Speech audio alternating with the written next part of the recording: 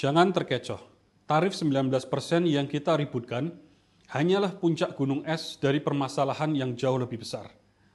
Pokok-pokok perjanjian yang menyertai tarif 19% itu lebih mengerikan kalau ditelaah dengan seksama kalimat demi kalimat.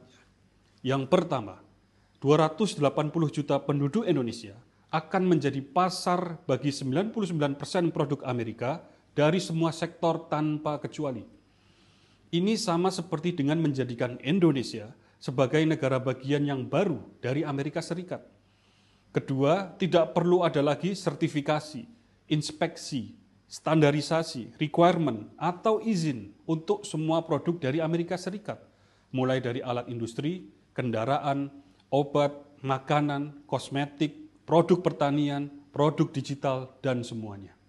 Jadi, tidak perlu lagi sertifikat TKDN, uji emisi, izin edar BPOM, izin edar Kemenkes, neraca komoditas, atau apapun itu namanya untuk semua produk dari Amerika Serikat.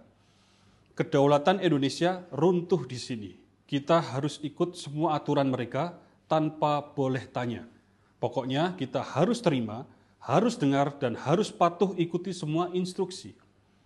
Ketiga, mereka akan memiliki akses penuh pada data pribadi rakyat Indonesia yang disimpan di wilayah Indonesia.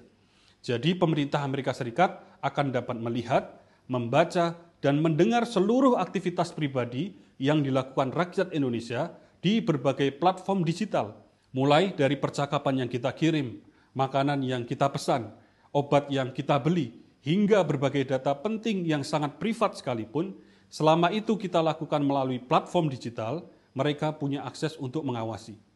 Kita seperti hidup sebagai tahanan yang dimonitor 24 jam 7 hari, kemana-mana akan dibuntuti, dari bangun tidur hingga tidur lagi, miris, sangat miris, ini semua akan diizinkan oleh pemerintah Indonesia. Keempat, mereka menginginkan mineral kritis dari Indonesia, yang beberapa di antaranya telah dilarang oleh undang-undang di Indonesia untuk diekspor.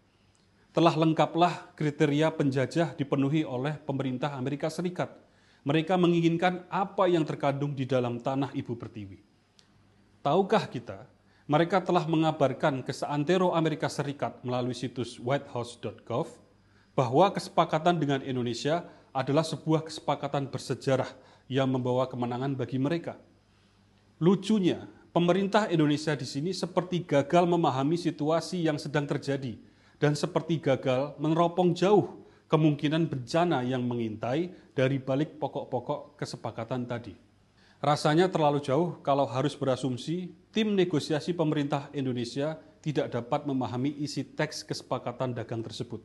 Tapi kenyataannya, pemerintah Indonesia kini sibuk membantah dan mencari pembenaran. Apa yang sesungguhnya sedang dikejar oleh pemerintah Indonesia? Jangan sampai kita dipaksa berpikir ada udang di balik batu, ada kepentingan kelompok tertentu. Sebelum pikiran kolektif kita semakin liar, pemerintah harus menjelaskan kepada rakyat dengan gamblang dan transparan.